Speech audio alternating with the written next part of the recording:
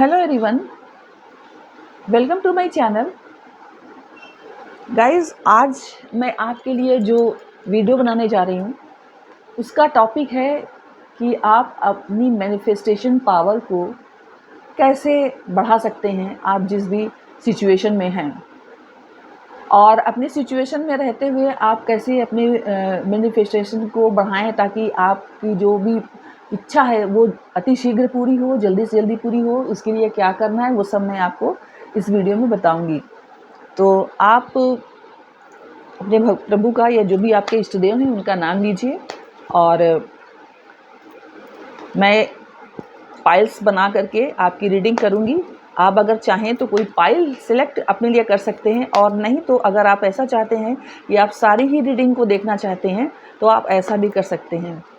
ये जो रीडिंग है गाइज वो सभी ज़ोडिएक साइन वालों के लिए होने वाली है, और जेंडर स्पेसिफिक नहीं है ये रीडिंग। इसको कोई भी देख सकता है, मैरिड, अनमैरिड, ब्रेकअप सिचुएशन वाले लोग, या कोई भी इसको देख सकता है। ओके गाइस, तो आई थिंक आप अपने ईश्वर का नाम ले रहे होंगे और जो आपकी एनर्जी है वो इससे कनेक्ट हो रही है। आप इस वीडियो को देख करके आप ये कर सकते हैं कि किस प्रकार से आपकी मैनिफेस्टेशन पावर बढ़ सकती है, आपकी जो भी स्थितियां हैं उसमें रहते हुए। ओके गाइस, तो अब मैं कार्ड्स निकालने जा रही हूँ, और ये जो कार्ड्स रहेंगे ये 3 पाइल के रूप में रहेंगे गाइस। ओके, तो आप उसमें से कोई भी एक पाइल सेलेक्ट कीजिए, या आप तीनों पाइल भी सेलेक्ट कर सकते हैं। तो pile number 1, pile number 2 and pile number 3। तो गाइज ये तीनों पाइल्स यहाँ पर निकल कर आ गई है, और अब मैं देखूंगी कि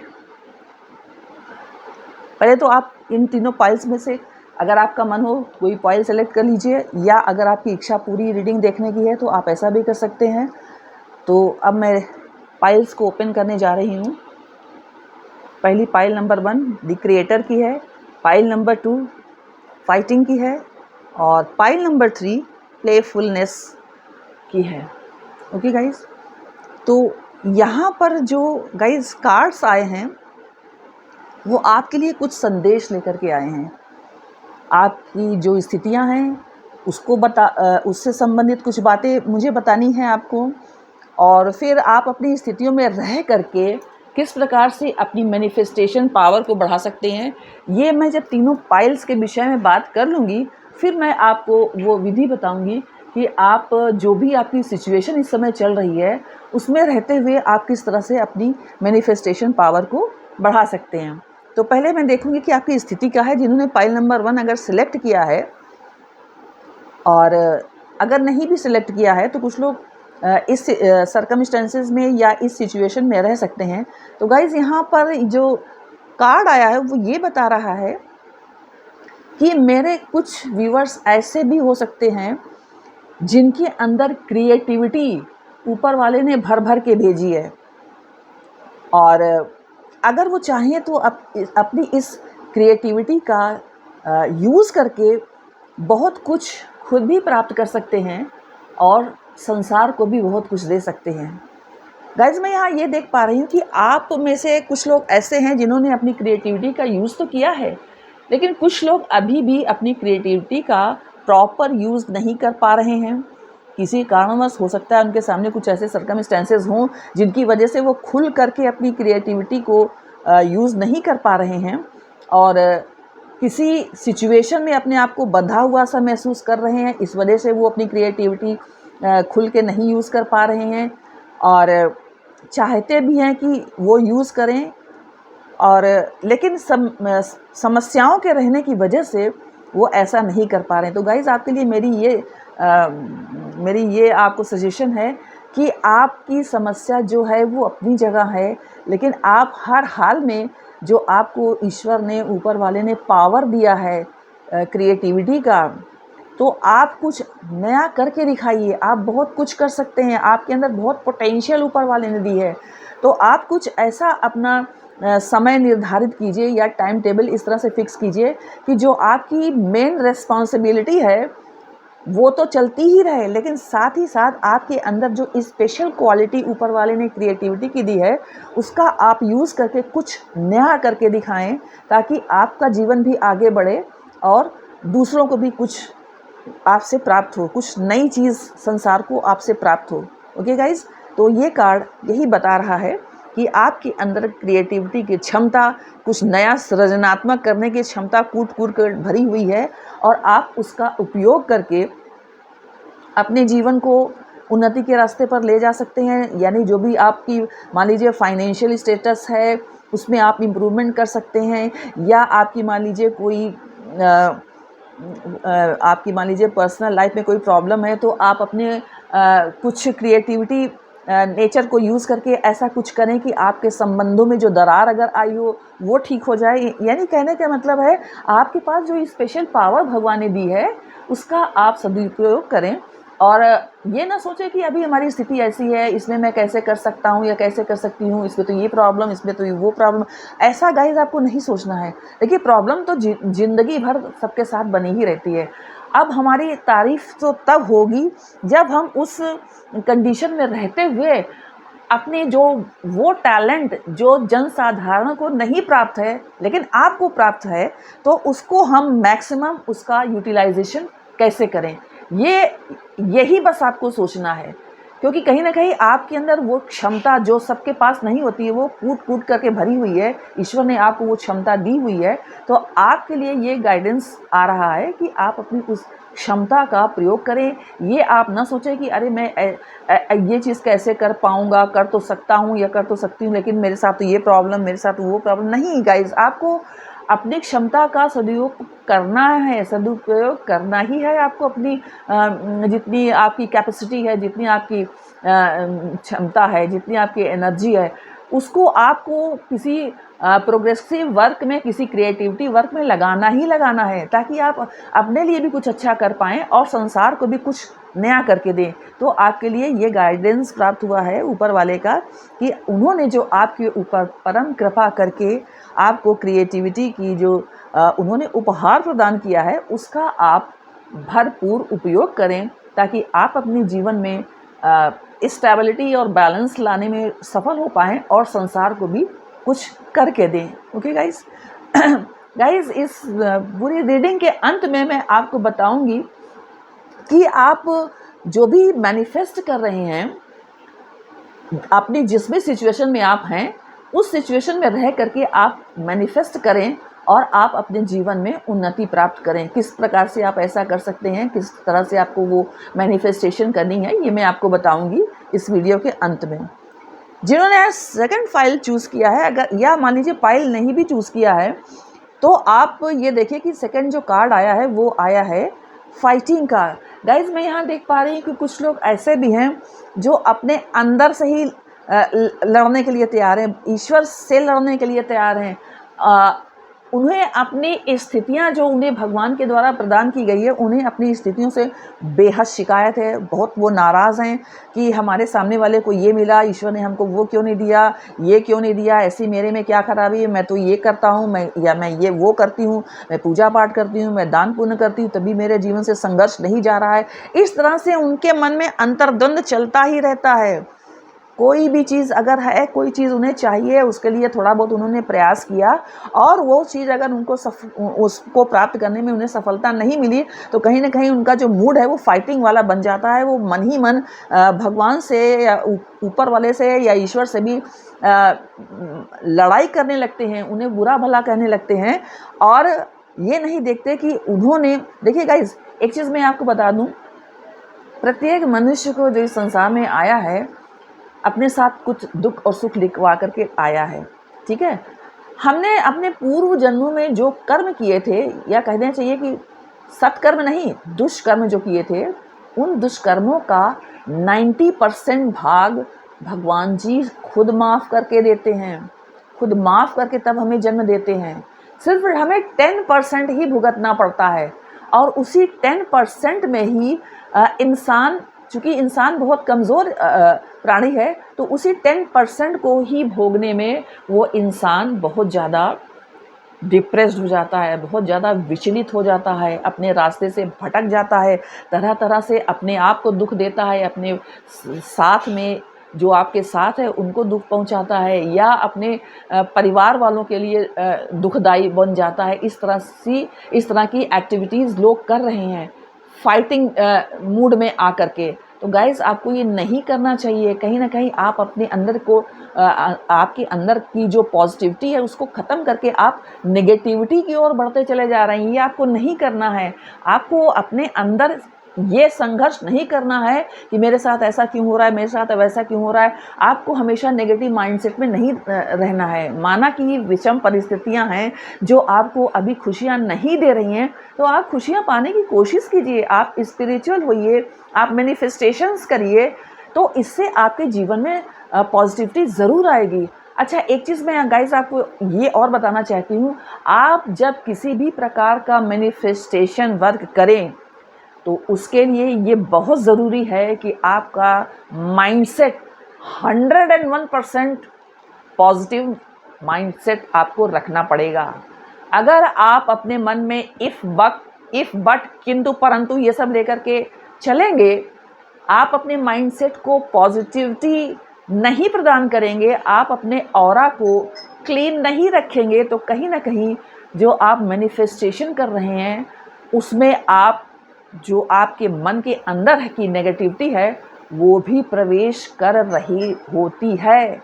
इस बात को आप ध्यान रखिए। जैसा आपका माइंडसेट रहेगा, आपकी मैनिफेस्टेशन उसी के अकॉर्डिंग होगी। क्योंकि ये सारी चीज़ें एनर्जी का ही खेल है। तो जिस तरह की आप एनर्जी में रहेंगे, मानी भाई बात है कि मैनिफेस्टेशन आपकी उसी एनर्जी से ओत प्रोत रहेगी। इस बात का आपको ध्यान रखना है।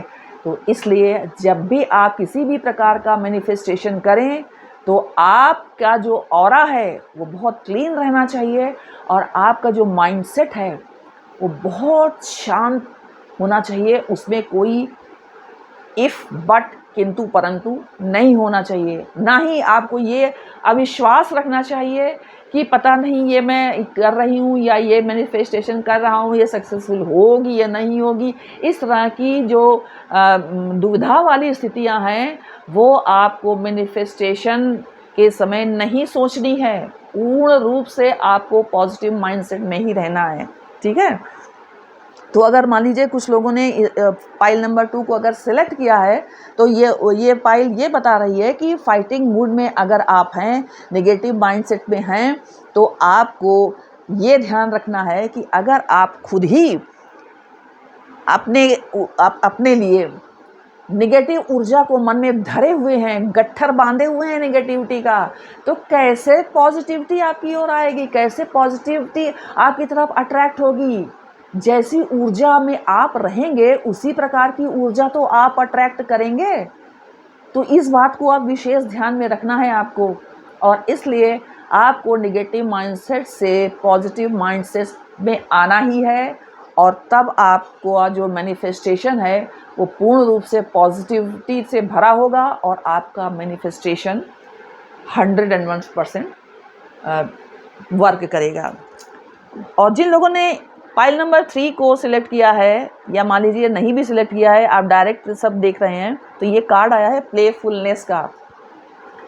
अगेन गाइड्स, ये कार्ड ये बता रहा है कि आपने अपने मन को इतना ज़्यादा दुखी कर लिया है, इतना ज़्यादा परेशान कर लिया है कि आपके अंदर का जो बच्चा है, आपके अंदर की जो इनोसेंसी है, आपके अंदर का जो भोलापन है, वो कहीं ना कहीं अब खो सा गया है।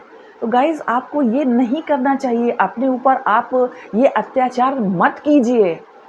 सुख और दुख दोनों ही इस संसार में आए हुए इंसानों को भोगना ही पड़ता है। इस बात को अगर आप स्वीकार कर लेंगे तो धीरे धीरे आप अगर चाहेंगे तो आप अपने आप को पॉजिटिव थॉट्स की तरफ अट्रैक्ट कर लेंगे, और आप अपने जीवन में कुछ अच्छा कर पाएंगे अपने लिए। जब आप कुछ अच्छा कर सकते हैं अपने लिए, तो आप अच्छा करने की कोशिश क्यों नहीं कर सकते अपने लिए। ओके गाइस, यही मेरे कहने का मतलब है। और आप अपने लिए अच्छा सोचिए, नेगेटिव माइंडसेट से बाहर रहिए, ये मत सोचिए कि अरे अब तो मैं क्या करूँ, दुख तो मेरा साथी बन गया है। नहीं, ऐसा मत सोचिए। किसी ने एक गाना भी बनाया है, एक सॉन्ग भी बनाया है, राही मनवा दुख की चिंता क्यों सताती है, दुख तो अपना साथी है। ये आपको नहीं सोचना है। आपको हर हाल में नेगेटिविटी को अपने अंदर से रिमूव करना है, क्योंकि निगेटिव सर्कमस्टेंसेस में रहते हुए कोई काम नहीं किया जा सकता है। निगेटिव माइंडसेट में अगर आप मैनिफेस्टेशन करेंगे तो मानी भाई बात है, जिस तरह की ऊर्जा में आप रहेंगे, आप बिल्कुल उसी प्रकार की ऊर्जा को अट्रैक्ट करेंगे। तो फिर कैसे आपकी विश जल्दी पूरी हो सकती है, ये बताइए। ओके गाइज, तो आप ये समझिए कि आपको अपने अंदर पॉजिटिव माइंडसेट को लाना है और ये सोचना है कि आप पॉजिटिविटी को अट्रैक्ट जरूर करेंगे, और आप अपनी मैनिफेस्टेशन को पूरा करने के लिए जो भी कुछ ज़रूरी है उस तरह से आप अपने आप के माइंडसेट को लाने की कोशिश करेंगे, और इस तरह से आप प्लेफुलनेस की एनर्जी में आएंगे। यानी कि जो भी घट रहा है इस संसार में आपके लिए या किसी और के लिए, वो सब कहीं ना कहीं हमारा अपना कर्माज है जो हमें इस तरह की जो हमें इस तरह की सिचुएशन मेरे सामने ला रहा है। ठीक है गाइज, तो आपको आपका जो भी कुछ आपके भाग्य का है, जो भी कुछ आप लिखा करके आए हैं, वो आपको फेस करना है। केवल आप ही नहीं फेस कर रहे हैं, संसार के सभी लोग उस चीज़ को फेस कर रहे हैं, तो आप भी तो संसार के उन्हीं लोगों में से एक हो। तो इस चीज़ को अगर आप ध्यान में रखिएगा तो निश्चित ही आपका जो माइंड है वो थोड़ा सा फ्रेश होगा, थोड़ा पॉजिटिविटी फील करेंगे, और जब पॉजिटिविटी ही फील करें तब आप प्लेफुलनेस की एनर्जी में आएंगे, और आपके अंदर का जो बच्चा है, जो चाइल्ड है, वो फिर से ज़िंदा हो जाएगा, और फिर से आप चहकने लगेंगे, और आपके अंदर की वो चंचलता, वो अबोधता, इनोसेंसी फिर से आपके पास आ जाएगी, जो कहीं ना कहीं आपने खो दिया है नेगेटिव माइंडसेट में रह के। ओके गाइज, तो ये आपकी पाइल्स की रीडिंग थी, या जिन्होंने पाइल्स नहीं भी सिलेक्ट किया है उनके लिए रीडिंग थी। अब गाइज, मैं आपको ये बताना चाहूँगी कि आपको अपनी मैनिफेस्टेशन को पावरफुल बनाने के लिए एक्चुअली करना क्या है। आप ऐसा क्या करें जिसकी वजह से आपकी जो मैनिफेस्टेशन है वो और पावरफुल हो जाए। तो गाइज, इसमें आपको क्या करना है कि एक वाइट कैंडल लेना है। वाइट कैंडल इसलिए लेना, देखिए कैंडल्स तो कई रंगों की होती है और रंगों का अपना अलग अलग प्रभाव होता है, ठीक है। लेकिन वाइट कैंडल जो रहती है उसको हम अपने सभी प्रकार की प्रॉब्लम्स के सॉल्यूशन में यूज़ कर सकते हैं। तो इसीलिए मैंने वाइट कैंडल मैनिफेस्टेशन आपके लिए रखा है, आपको बताने के लिए। वाइट कैंडल से सभी प्रकार की विशेष के लिए हम इसे यूज़ कर सकते हैं। कैंडल्स में 5 तत्व होते हैं। ये 5 तत्व जिससे संसार बना है वो कैंडल्स में भी होता है गाइस, इसलिए इसको इतना प्रधानता दी जा रही है कैंडल्स को, ठीक है, मोमबत्ती जिसको हिंदी में कहते हैं। तो अगर आप एरोमा कैंडल को अपने इस मैनिफेस्टेशन में यूज़ करें गाइस, तो वो बहुत ही बेस्ट है। अगर आपके पास एरोमा कैंडल नहीं भी है तो भी आप वाइट कैंडल ले सकते हैं और उससे अपनी मैनिफेस्टेशन कर सकते हैं, ठीक है। तो आपने वाइट कैंडल लेना है और उसे आप आलमंड ऑयल या कोकोनट ऑयल से कवर कर दीजिए। देखिए, अगर आप एरोमा कैंडल नहीं यूज़ कर रहे हैं और आप सिंपल ही वाइट कलर की कैंडल ले रहे हैं, तो आपको क्या करना है, आलमंड मतलब बादाम का तेल हो या कोकोनट यानी गरी का तेल हो, तो उसमें आप क्या करिए कि कॉटन को, रुई को डुबो दीजिए और मोमबत्ती के पूरे तरफ आप उसको लगा दीजिए ऑयल को, आलमंड ऑयल या कोकोनट ऑयल। आलमंड माने बादाम, ठीक है। तो एक चीज़ और आपको ध्यान रखना है, आलमंड ऑयल या कोकोनट ऑयल में आप ये कर सकते हैं कि सिर्फ कुछ बूंदें गुलाब जल की भी आप डाल सकते हैं। अगर आप डाल देंगे तो अच्छा रहेगा, लेकिन हाँ ये ध्यान रखिए कि सिर्फ कुछ ड्रॉप्स ही डालना है, ज़्यादा नहीं गुलाब जल की डालना है, ठीक है। और गुलाब जल डाल करके आलमंड ऑयल या कोकोनट ऑयल में उसको थोड़ा मिक्स कर दीजिए और फिर किसी रुई से आप क्या कीजिए, उसे जो मोमबत्ती या कैंडल है उसके चारों तरफ खूब अच्छे से लगा दीजिए, खूब अच्छे से लगा दीजिए। ठीक है, तो जब आप कैंडल पर इसको लगा दें, उसके बाद आप क्या कीजिए कि किसी नुकीली चीज़ से, जैसे कि टूथपिक है या आलपिन है, उससे कैंडल पर अपनी विश को प्रेजेंट टेंस में लिखिए। देखिए, प्रेजेंट टेंस में ही लिखना ज़रूरी है। जैसे अगर आप रिलेशनशिप से संबंधित मैनिफेस्टेशन कर रहे हैं तो आप लिखें my partner loves me a lot. Present tense में आपको अपनी विश लिखना है, इस बात का आपको ध्यान देना है। आप हिंदी में भी अपनी विश को लिख सकते हैं, लेकिन चूंकि इंग्लिश में मात्रा वगैरह लगाने की प्रॉब्लम नहीं रहती है, इसलिए ज़्यादातर लोग इंग्लिश में ही लिखते हैं। ठीक है गाइज, तो आप कैंडल से, जो कैंडल आपने रेडी की है, इससे आप 7 डेज़ या 9 डेज़ या 21 डेज़ के लिए रिचुअल कर सकते हैं, जो मैं अभी बताने जा रही हूँ। तो अगर आप किसी कारण से कैंडल मान लीजिए आपने कैंडल से रिचुअल पहले दिन किया या दूसरे दिन किया और आप गलती से उसको हटाना भूल गए और वो पूरी जल गई, पूरी कैंडल जल गई और मेल्ट हो गई पूरी की पूरी।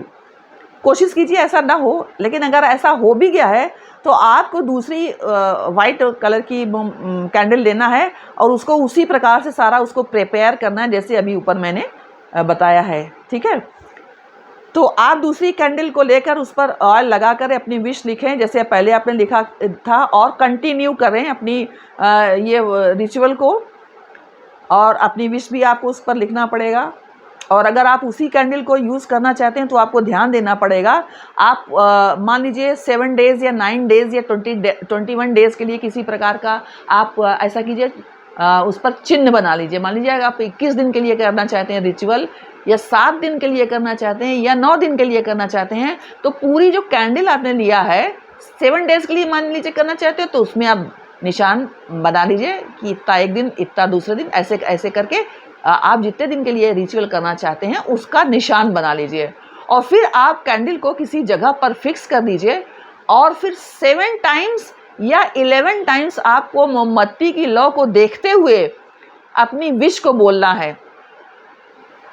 ठीक है गाइज, बोलने के बाद आप thank you very much divine power, thank you very much universe, thank you very much universe, thank you very much universe, इस प्रकार से बोलना है। मतलब आप 7 बार या 11 बार पहले अपनी विश को बोलिए मोमबत्ती के लोग को देखते हुए, फिर उसके बाद अंत में आपको ये चीज़ बोलना है थैंक यू डिवाइन पावर, या उसके बाद thank you universe, thank you universe, thank you universe, इसको आपको 3 बार बोलना है।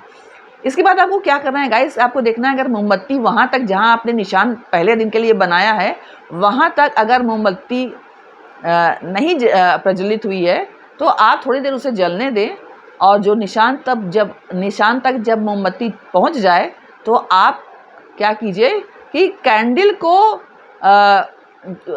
आपको किसी चीज़ से उसको शांत करना है, उसकी लौ को शांत करना है। ठीक है, आपको किसी भी हालत में कैंडल को फूंक मार कर नहीं बुझाना है, ये आपको ध्यान रखना है।